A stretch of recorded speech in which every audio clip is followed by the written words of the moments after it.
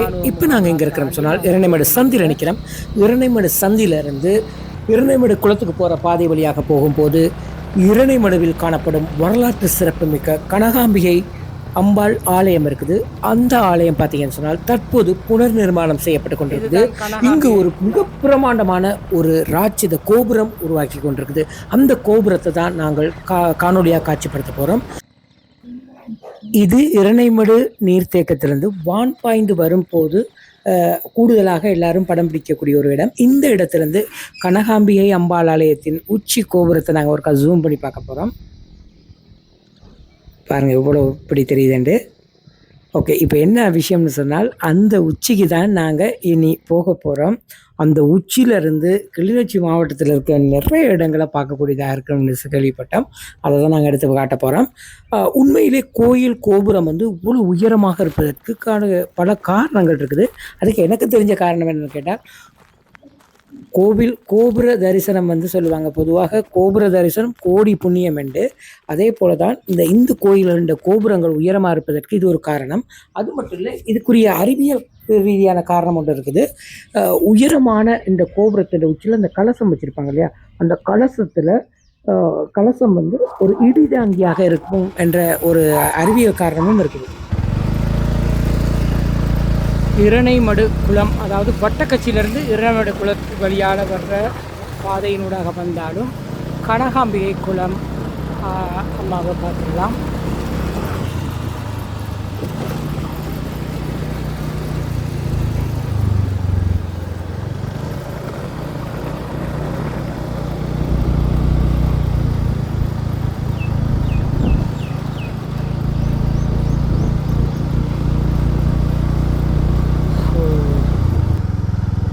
ஆலயத்துக்கு போகிறதுக்கு முன்னால் பார்த்தீங்கன்னு சொன்னால் ஒரு நல்ல தாங்கும் பேர் விடப்பட்ட ஒரு ஆலமரம்.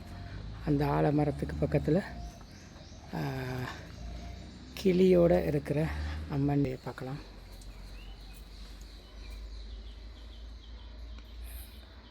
ஓகே, அம்மனை வேண்டவங்களை வேண்டிக் கொள்ளுங்கள். இது கனகாம்பிகை அம்மன் ஆலயத்துக்கும் முன்னுக்கு ரோடு வழியால் அமைக்கப்பட்டிருக்கிற.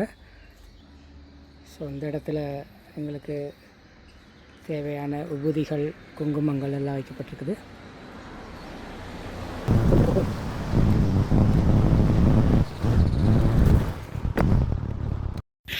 இரணைமடு கனகாம்பிகை அம்பாள் ஆலயத்துக்கு வந்துட்டோம்.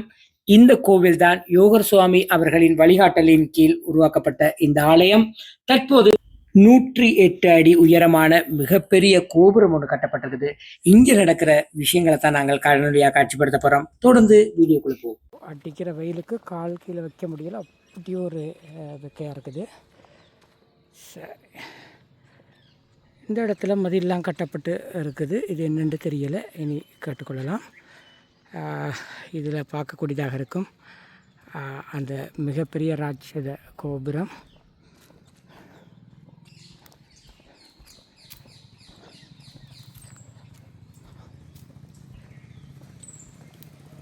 முன்னுக்கு ஒரு நாக வழிபாட்டிற்குரிய ஒரு இடம் ஒன்று இருக்குது. ஓகே, இதையும் வழிபட்டு கொள்ளலாம். 5 தலையுடைய அற்புதமான நாகம்மாளின் தோற்றத்தை நாங்கள் பார்க்கக்கூடியதாக இருக்கும். நாய் நிற்கிறார், அங்கால குரங்கு நிற்கிறார், அங்கால கழுதை நிற்கிறார். எல்லாம் கோயில் வளாகத்தில் நிற்கிறாங்க எல்லாரும். ஓகே, கனகாம்பிகை அம்மன் ஆலயத்தின்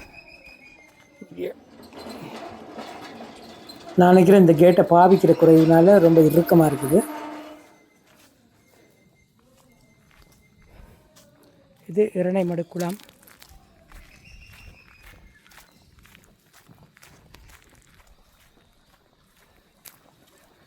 இல்லை, தண்ணியில் குளிச்சுக்கிட்டு இருக்காங்க.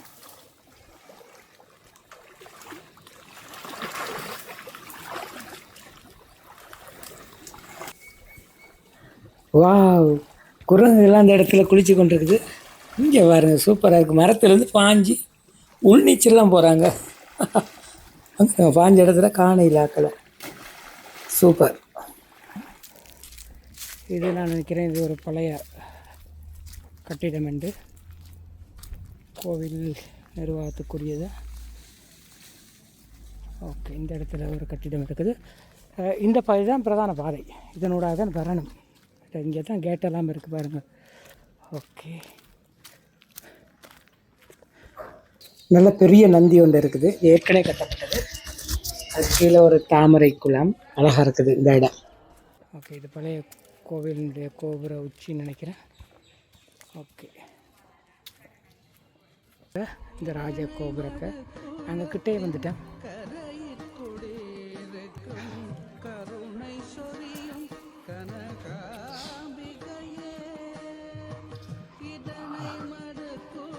பிரமாண்டமா எப்படி சொல்கிறேன்னு தெரியல, அப்படி இருக்கு பார்க்கும்போது. ஐயோ, செங்குத்தார்.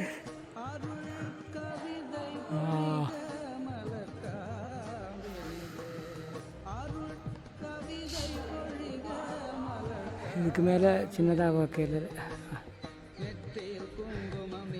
பக்கத்துலேருந்து முழு கோபுரத்தையும் வீடியோ எடுக்க முடியல, அவ்வளோ அகன்றதாக இருக்குது.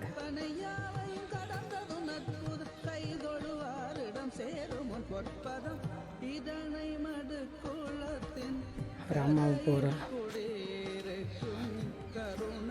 சரி, இப்போ நாங்கள் கோயிலுக்குள்ளே போகலாம். இதில் பார்த்தீங்கன்னு சொன்னால் பாருங்கள், நானும் இப்படிலாம் எழுதி வச்சுருக்கிறாங்க. வெறும் கருங்கல்லாலே ஆக்கப்பட்டிருப்பதாக சொல்லப்பட்டிருக்குது. ஸோ இந்த இடத்துல பாருங்கள், கருங்கல்லாலே ஆக்கப்பட்ட ஒரு சிற்பம் கோவில் முகப்பில் இருக்கிறத பார்க்கலாம். இப்படி பிரமாண்டமான கோவில்கள் கிளிநொச்சியை பொறுத்தளவில் இங்கே மட்டும்தான் இருக்குதுன்னு சொல்லலாம்.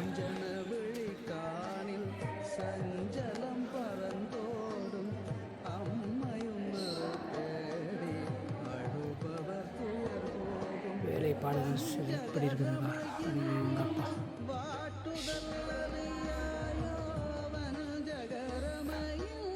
அடுத்து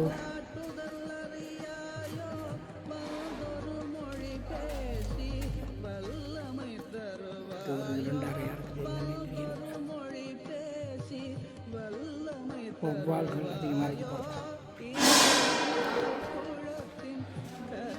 அதே போல் இன்னும் ஒரு சிற்பம் செதுக்கப்பட்டிருக்கு.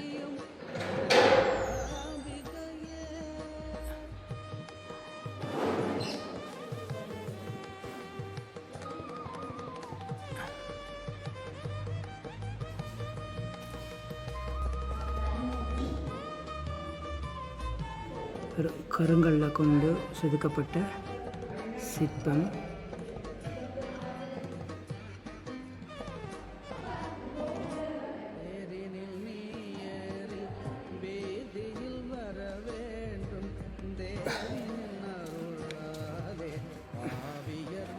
இதில் பார்த்தீங்கன்னு சொன்னால் பழைய கோபுரத்தினுடைய அந்த பகுதி அப்படி இருக்குது.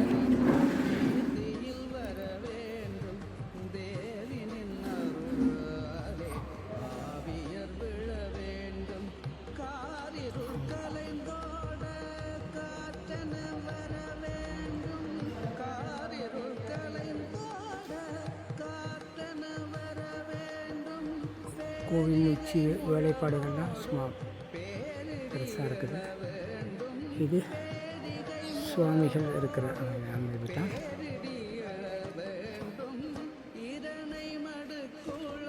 அவரை காதலித்து புனைந்து ஏத்துபவர் அல்லாது செய்யினும் புந்தியில் நினைத்தார் அளிப்பது கண்டுகொண்டேன் தினம்தோறும் கடைக்கண்ணால் அருள் செய் கனகாம்பிகை என்று அம்பிகையினுடைய திருவடி தாமரைகளை அடியேன் தொழுது இவ்வாலயம் 4 குடமுழுக்குகளை கண்ட ஒரு ஆலயம். இவ்வாலயம் ஈழத்து சித்தர்களில் ஒருவரான தவ முதல்வர் யோகர் சுவாமிகளுடைய சிந்தனையிலே உதித்த ஆலயம். யோகர் சுவாமிகளுடைய அணுகத் தொண்டராக இருந்த அக்கால அரசாங்க அதிபர் ஸ்ரீகாந்தா ஐயாவினாலே இந்த ஆலயம் 1961ஆம் ஆண்டு முதலாவது குடமுழுக்கை கண்ட ஆலயம். வன்னி மாவட்டத்திலே அதிலும் கிளிநொச்சியிலே ஒரு பாரிய நீர்ப்பாசன குளமான இரணைமடு குளத்தின் காவல் தெய்வமாக அம்பிகை இக்குளக்கரையிலே அம்பிகையினுடைய ஆலயம் அமைந்திருக்கின்றது. இது ஒரு மடாலயமாக அக்காலத்தில் இருந்து ஒரு நாள் பொங்கல் சித்திரா பௌர்ணமி தினத்தில் ஒரு நாள் பொங்கலுடன் ஆரம்பமான இந்த ஆலயம் ஆகம முறைப்படி அமைக்கப்பெற்று 10 நாட்கள் மகோற்சவத்தை கண்டு ஒரே வருடத்தில் அம்பிகைக்கும் பரிவார மூர்த்திகளான விக்னேஸ்வர பெருமான், சுப்பிரமணிய பெருமானுக்கும் 3 சித்திரத்தேர்கள் அமைக்கப்பெற்றன. கிளிநொச்சி மாவட்டத்திலேயே 3 சித்திரத்தேர்களை கொண்ட ஒரு ஆலயமாக இந்த ஆலயம் இருந்த போதும் இந்த ஆலயத்தை புனரமைத்து இந்த ஆலயத்தை ஓகே உறவுகளே, இப்போ பார்த்தீங்கன்னு சொன்னால் நாங்கள் கனகாம்பிகை அம்மன் ஆலயத்திற்கு அந்த 100 அடி உயரமான அந்த கோபுரத்தின் உச்சிக்கு போக போகிறோம். கோயில் வேலை திட்டங்கள் எப்படி நடக்குது அப்படிங்கிறதான் பார்க்க போகிறோம். ஓகே ஓகே இது வழியாக தான் நாங்கள் போகிறோம்.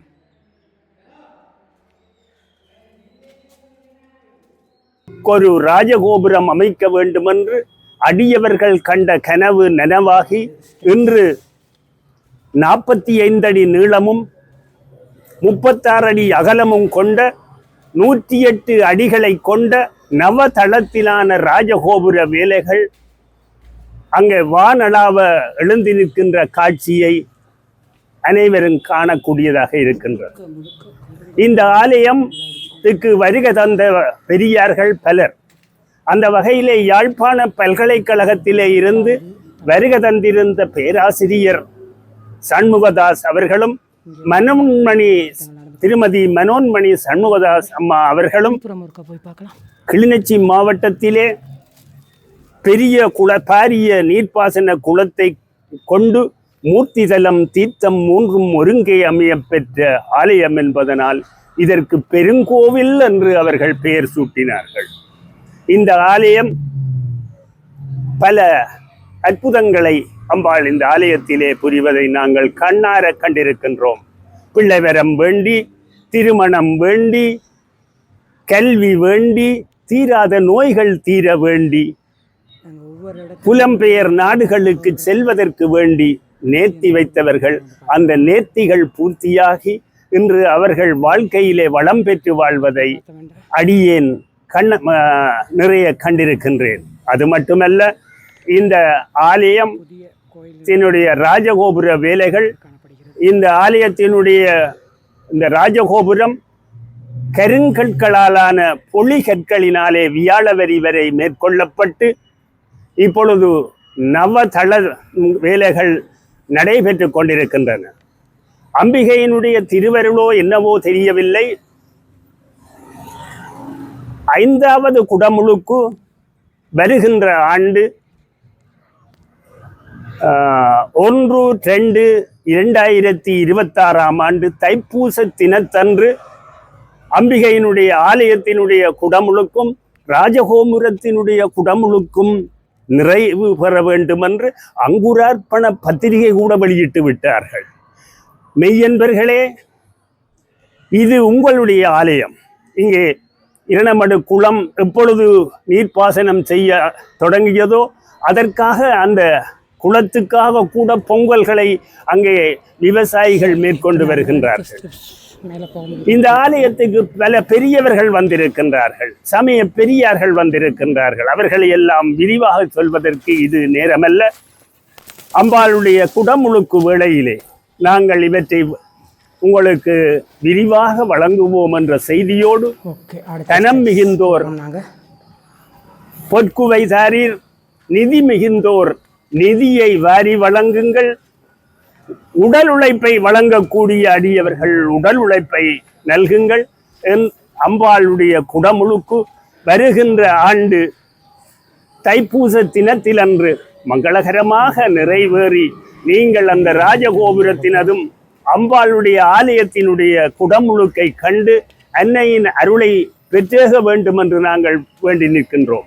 அது மட்டுமல்ல, இந்த இரணமடு குளத்தில் இருந்து நீர் பாய்கின்ற கழனிகள் தோறும் அம்பிகை ஆண்டு தோறும் திருவுருவலமாக 10 நாட்கள் சென்று வருவது வழமை. இந்த திருப்பணிகள் நடைபெற்று கொண்டிருக்கின்ற காரணத்தினாலே அம்பிகை திருவூர்வலத்தை மேற்கொள்ள முடியாத நிலையிலே அங்கே பாலஸ்தாபன அறையிலே அவர் இருப்பது எங்களுக்கு மிகுந்த மனவேதனையை அளிக்கின்றது. அவருடைய குடமுழுக்கு மங்களகரமாகவும் அருளாட்சி நிறைந்ததாகவும் நடைபெறுவதற்கு அனைவரும் கைகோர்த்து உதவுங்கள். இதுவரையிலே ஏறக்குறைய 100 மில்லியன் ரூபாய் செலவிலே இந்த ராஜகோபுர திருப்பணியும் ஆலயத்தினுடைய சுற்று மண்டப வேலைகளும், அது மட்டுமல்ல விநாயக பெருமானுடைய ஆலயம் பொழிகற்களினாலே அமைக்கப்பட்டு வருகின்றது. அதே போல பரிவார மூர்த்திகளில் ஒருவரான முருகப்பெருமானுடைய ஆலயம் பொழிகற்களினாலே கருங்கற்களினாலே அங்கே அமைக்கப்பட்டு அதுவும் நிறைவு பெறக்கூடிய நிலையில் இருக்கின்றது. அதுபோல நவக்கிரக கோவில் கூட கருங்கற்களினாலே பொழிகற்களினாலே மேற்கொள்ளப்பட்டு வருகின்றது. அதுபோல சண்டேஸ்வரனுடைய ஆலயம் அதுவும் பொழிகற்களினாலே மேற்கொள்ளப்பட்டு வருகின்றது. எனவே அம்பிகை இந்த இரணமடு குளக்கரையில் வீற்றிருந்து ஈழவாழ் மக்களுக்கு மட்டுமல்ல அகில உலக மக்களுக்கும் அன்னையினுடைய அருளாட்சி பல்கி பெருக நீங்கள் அனைவரும் அனைத்து அடியவர்களும் அம்பிகையினுடைய குடமுழுக்கு மங்களகரமாகவும் சிறப்பாகவும் நடைபெற உங்களாலான உதவிகளை நீங்கள் புரிய வேண்டும் என்று இந்த சந்தர்ப்பத்திலே உங்களிடம் வேண்டி நிற்கின்றோம். நன்றி.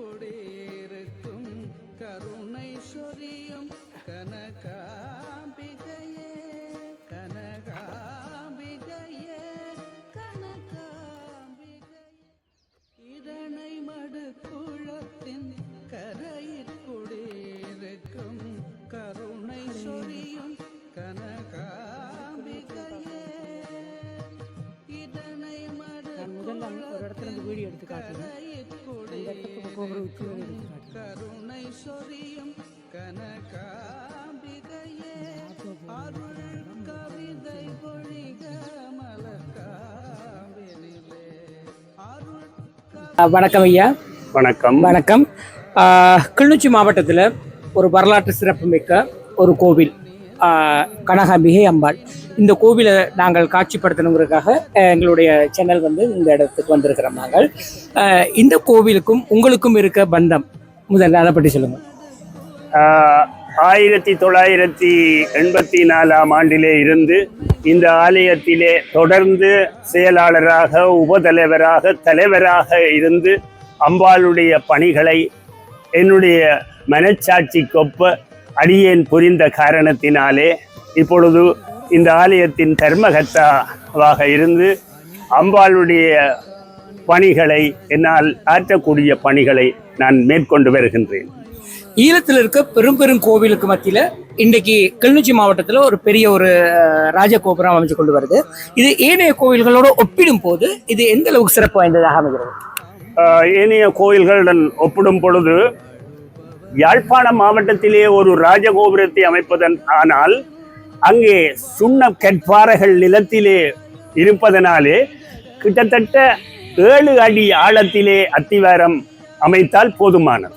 ஆனால் இது ஒரு பாரிய கிட்டத்தட்ட 36 அடி நீரை கொள்ளக்கூடிய ஒரு பெரிய குளத்தின் கரையிலே அமர்ந்திருக்கின்ற காரணத்தினாலும் இங்கிருக்கின்ற மண்வளத்தை பார்க்கின்ற போது அந்த இங்கே கற்பாறைகள் இல்லாமையினாலே அதனுடைய கற்பாறைகள் வரக்கூடிய அளவுக்கு நீர்ப்பாசன திணைக்களத்தினர் ஆய்வுகளை மேற்கொண்டு 16 அடி ஆழமான அத்திவாரத்தினை இந்த ராஜகோபுர திருப்பணி சபையினர் அமைத்திருக்கின்றார்கள்.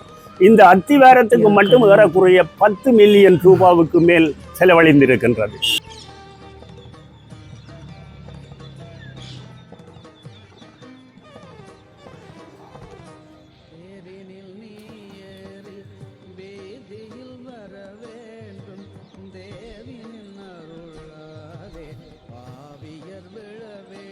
இப்போ நாங்கள் இப்போ அங்காள பக்கம்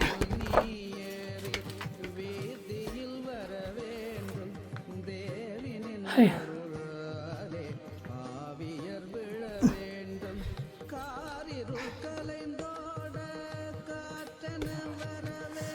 நல்ல குளிர்ச்சியாக இருக்குது.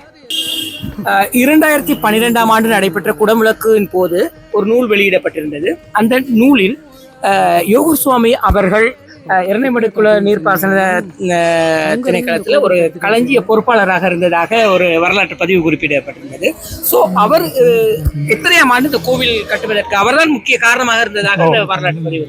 அக்காலத்திலே இந்த கோயிலை நிர்வகித்து வந்தவர்களில் குறிப்பாக அக்காலத்திலே டிஆர்ஓ என்று சொல்லுவார்கள், உதவி அரசாங்க அதிபர் முருகேசன் பிள்ளை ஐயா அவர்கள், இங்கே வட்டிக்கடை முருகேசர், மற்றது இந்த இரணைமடு நீர்ப்பாசன மேற்பார்வையாளராக இருந்த திரு ராஜேந்திரனர் போன்றவர்கள் எல்லாம் கிளிநொச்சியிலே ஒரு தியேட்டரிலே தான் சண்முகா தியேட்டர் என்று ஒன்று இருந்தால் அதில் தான் இந்த கோவிலுக்குரிய கூட்டத்தை கூட்டினார்கள். அப்பொழுது யோகர் சுவாமிகள் ஒரு கருத்தை வெளியிட்டிருந்தார்.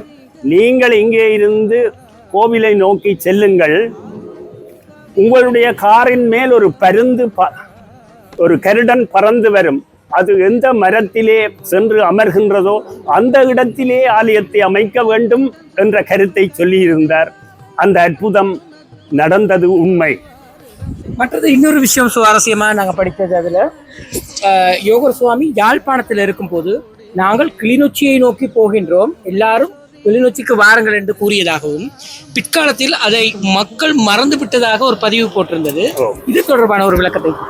எல்லோரும் கிளிநொச்சியை நோக்கி வாருங்கள் என்று அவர் சொன்னதிலேயே ஒரு பெரிய உண்மை இருக்கின்றது. என்னென்றால் ஒரு பாரிய நீர்ப்பாசன குளம், அவர் அக்காலத்திலே இருந்த அரசாங்க அதிபரிடம் இங்கே பல குடியேற்றங்களை செய்ய சொன்னார். அந்த வகையிலே இங்கே அமைக்கப்பட்ட முதலாவது குடியேற்ற திட்டம் கனகபுரம் குடியேற்ற திட்டம். இந்த குடமுழுக்குக்கு முதலாவது குடமுழுக்குக்கு பெரும் பங்காற்றியவர்களில் கனகபுரம் மக்களுடைய பணி பெரும் பணி.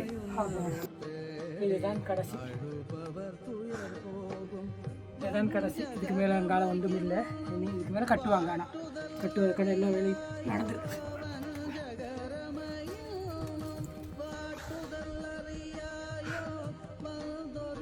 இதுவரை இந்த கோவில் கட்டப்பட்டிருக்க கடைசி உச்சியலாக காணொலியாக பதிவு செய்திருக்கிறேன். இன்னும் உயரும் என்பதுதான். இப்போ நாங்கள் அந்த உச்சியில் போய் முழு தோட்டத்தையும் கருணை சொரியும் கனகாம்பிகையே.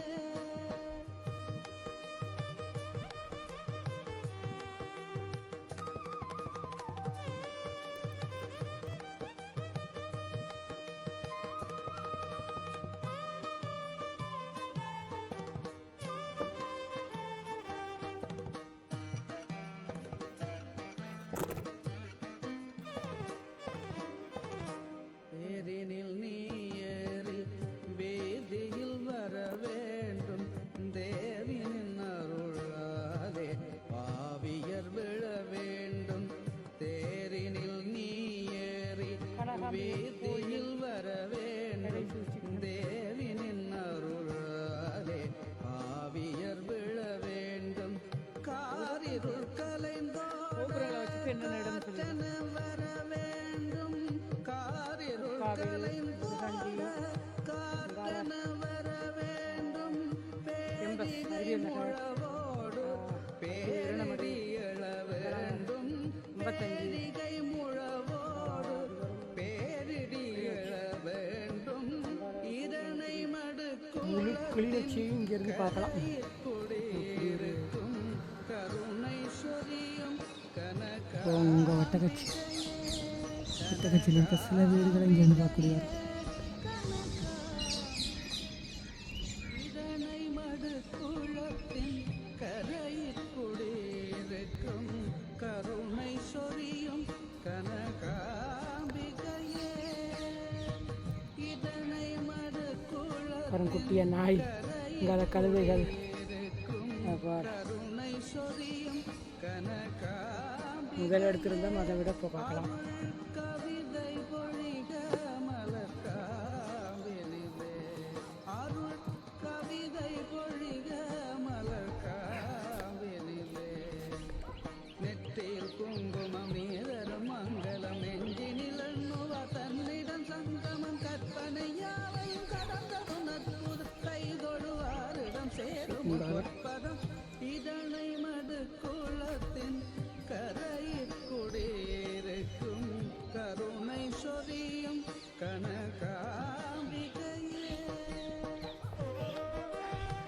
கீழேந்து பார்க்கையில் இந்த பாலமரம் அதுவே அவ்வளோ உயரமாக இருந்துச்சு. இங்கேருந்து பார்த்தா பாலமரம் தான் கீழே இருக்குது. பாலமரம் இருந்த உயரத்தை 2 மடங்கு இன்னொரு மடங்கு மேலே வந்துருச்சு கோபுரம். ஓகே, இதுதான் கடைசி. அடுத்தது நாங்கள் இன்னொரு விஷயம் படிச்சிருந்தோம். கனகபுரம் மக்கள் நினைவாகவும் கனகராயன் குளம் இப்போ எருணைமடு நீர்ப்பாசனத்துக்கு ஒரு பிரதான குளமாக இருப்பதனால் இந்த கோவிலுக்கு கனகாம்பிகை அம்பாள் என்ற ஒரு பெயர் சூட்டணும் என்ற ஒரு விடயமும் அதில் போடப்பட்டதாக படிச்சிருந்தோம். உண்மை. கனகம் என்றால் பொன் கொளிக்கின்ற, அதாவது ஒரு நெற்களஞ்சியமாக மேட்டுநில பயிர்களான, அதாவது மறுவயல் பயிர் என்று சொல்லுவார்கள், அந்த பயிர்கள் விளைவிக்கக்கூடிய பழப்பயிர்களை விளைவிக்கக்கூடிய மரக்கறி பயிர்களை விளைவிக்கக்கூடிய ஒரு சிறந்த இடமாக கிளிநொச்சி மாவட்டத்திலே திருவையாறு என்ற குடியேற்ற திட்டம் ஆரம்பிக்கப்பட்டது. அது ஒரு ஏற்றி நீர்ப்பாசன திட்டமும் கூட. அதிலே பலர் வான்பயிர்களையும் வைத்து விட்டார்கள். என்றாலும் சுவாமிகளுடைய சிந்தனை இது எல்லாம் எப்பவோ முடிந்த காரியம், ஒரு பொல்லாப்பும் இல்லை, நீங்கள் கிளிநொச்சிக்கு போங்கள் என்று சொன்னதிலே பெரிய உண்மை இருக்கின்றது. மற்றது இன்னொரு மகானை பற்றி நாங்கள் பேசணும். சேர்பொன் ராமநாதன் அவர்கள் சென்னையில் ஒரு கூட்டத்தின் போது கனகாம்பிகை அம்பாள் இங்கே அமைக்கப்பட வேண்டும் என்ற ஒரு கருத்தை வெளியிட்டதாக அதில் வரலாற்று பதிவில் படிச்சிருந்தேன். இது தொடர்பான ஒரு தகவல். சேர்பொன் ராமநாதன் ஒரு பெரிய சமய பெரியாராக முதல் இந்தியாவிலே நடைபெற்ற ஒரு மகாநாட்டுக்கு சென்றிருந்த போது கூட அந்த கருத்தை வெளியிட்டிருந்தார். அவருடைய பெயரிலே கூட நான் நினைக்கின்றேன் அவருக்கு ஒரு 1000 ஏக்கர் இங்கே ஒதுக்கப்பட்டிருந்தது என்றும் ஒரு வரலாறு இருக்கின்றது. அதை ராமநாதன் கமம் என்றும் சொல்லுவார்கள். அந்த காணிகளில் விளைகின்ற தானியங்களினுடைய அந்த நிதி சேகரிக்கப்பட்டு இன்றும் பரமேஸ்வரா கல்லூரிக்கு செல்வதாக நாங்கள் அறிகின்றோம். அடுத்து யோகர் சுவாமிகள் அவர்களுக்கும் கிளிநொச்சியில் இருக்கிற ஒரு சில இடங்களுக்கும் ஒரு நெருங்கிய தொடர்பு இருக்குது. அது தொடர்பாக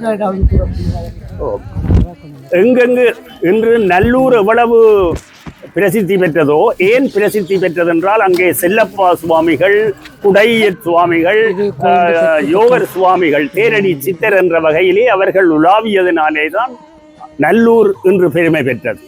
அதே போல யோகர் சுவாமிகள் இரணைமடு குளத்திலே களஞ்சிய காப்பாளராக இருக்கின்ற போது அவர் உலாவிய புண்ணிய பூமி என்பதனாலே தான் இந்த கிளிநொச்சி என்று மாவட்டம் இன்னும் வளரும் என்ற ஒரு நல்நோக்கு எல்லோர் மனதிலும் இன்றும் உண்டு.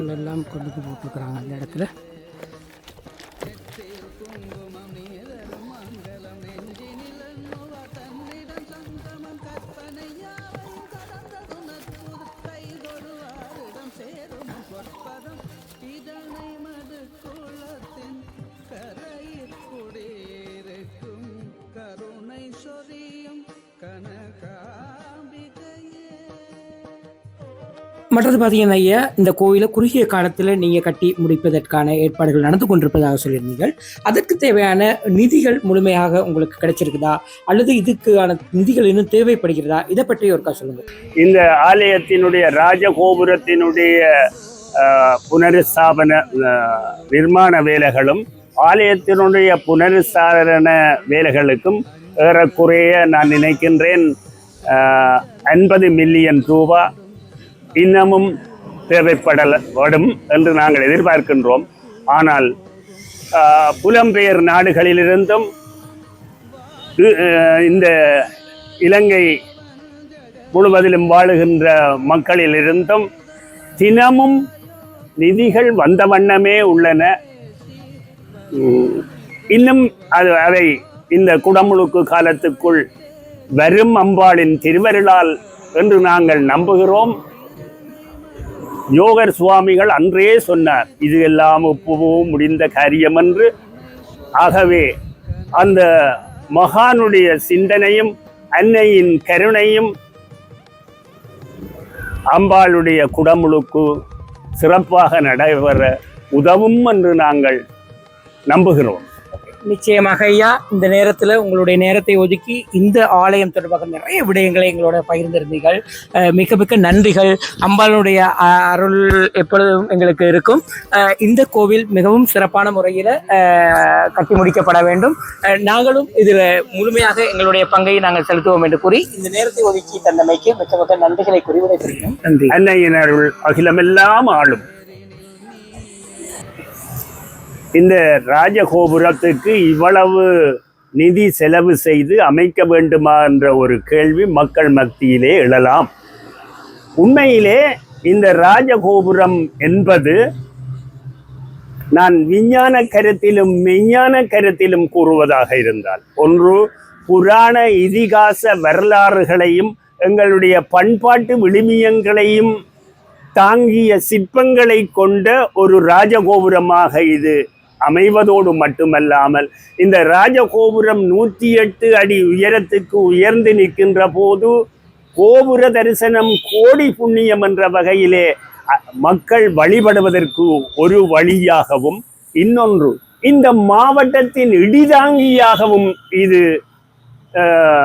காணப்படும் என்பதோடு மட்டுமல்லாமல், அனர்த்த காலங்களில் ஏதாவது ஒரு அனர்த்த காலங்களில் இந்த ராஜகோபுரத்தின் 9 கலசங்களிலும் வைக்கப்படுகின்ற தானியங்கள் அந்த அனர்த்தங்களிலிருந்து மக்கள் விலகி காலங்களில் அது ஒரு பெரிய விதை களஞ்சியமாக இருக்கும் என்பதையும் இந்த இடத்திலே நாங்கள் சுட்டிக்காட்ட விரும்புகிறோம்.